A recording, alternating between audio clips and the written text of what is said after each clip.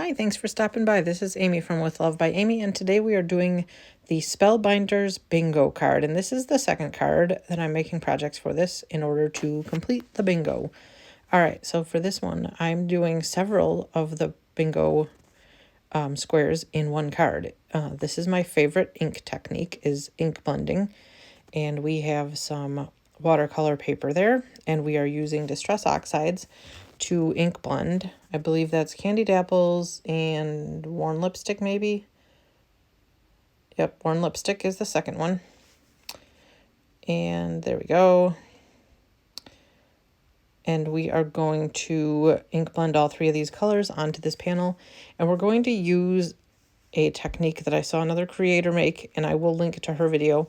She used a toilet paper tube or paper towel tube to make shapes on her card, and she did it with hearts. She squished the tube into a heart shape, as I'm doing right here, and then you dip it in water, and because the Distress Oxides react to water, it is going to leave that mark on the cardstock. That one turned out really cool. I like that one. I think I should let it soak in the water a little bit longer than I did. And so we're going to try to get some different shaped hearts by using different tubes, and there I didn't get too good of a coverage on there. Yeah, like I said, I should have gotten it a little wetter, and the more defined you make the heart shape, the better it's going to turn out, because it just will look more heart-like if you squish it more, I guess. And so I wasn't too pleased with the very last one that I did there, that one on the left-hand corner on the bottom. I wasn't too pleased with. Even after it dried, I didn't like it. So I decided I was going to complete another bingo square, and I was going to use an embossing folder. And also, this card is going to be a Valentine's card for my favorite person, my husband. So we're going to use this. This is actually duct tape. I got it from the dollar store, and it's kind of cool. It's like very, I don't even know, it's kind of like holographic-y or something. So we're going to use that.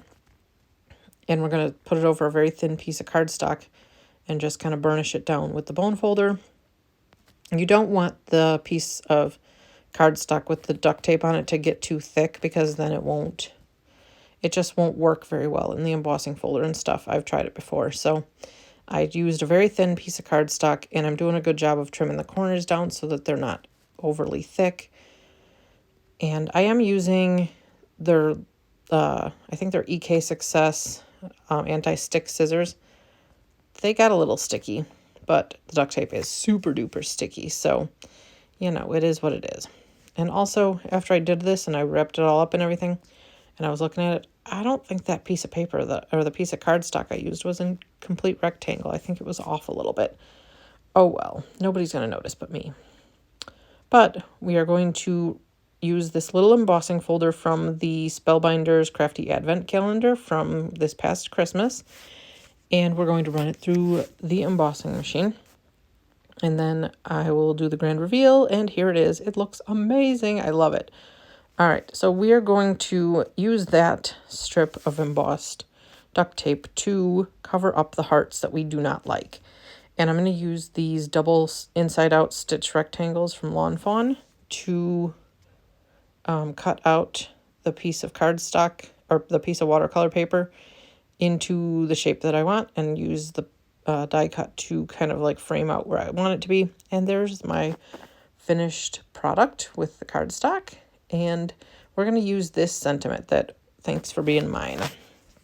And this is an older Stampin' Up! Sentiment, but I don't really have a ton of Valentine's-y love type of stuff. And we're going to use VersaFine Onyx Black ink on this scrap of white cardstock in order to stamp the sentiment.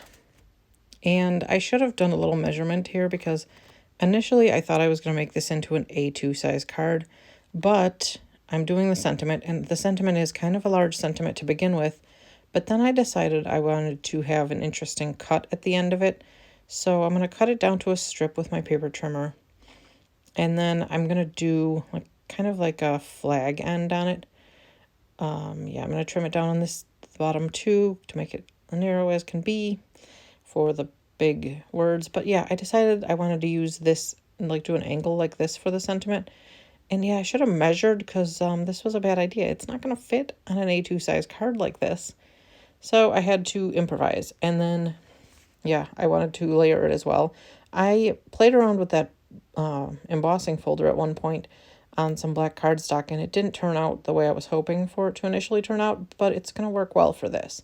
It's going to kind of carry through that theme of the little dots embossing folder. So how we are fixing this issue is we are going to make it into a 5x7 card instead of an A2 card, so that there will be space for my oversized layered sentiment to go. And we're going to flatten out the card with the with the bone folder, and we're going to trim it up and make sure it's perfectly even. Perfect. Sometimes when you fold those, they just get a little bit off. So I wanted to make sure it was nice and perfect. All right, and then we're going to center the layer on there, and we're going to glue it down. I'm going to use the liquid adhesive that I have in the bottle there. I think it is the Art Glitter Glue. And we're going to burnish it down so it stays, and hopefully there's no bumps in the adhesive. We're going to use the same liquid adhesive to adhere this to the card panel. And we're going to put it over that heart that didn't turn out the greatest. Even though I loved my ink blending, that heart just didn't turn out, and I tried to rectify it and correct it, but it just got worse. So, all right, and now we're going to stick that down on top of the red piece with the duct tape. I did cover up a lot of the duct tape, but oh well, it's still pretty cool peeking out back there. Let me know in the comments below what you think of this card. Would you make this as a Valentine's card for your husband? Thanks for stopping by. Have a great day. Bye.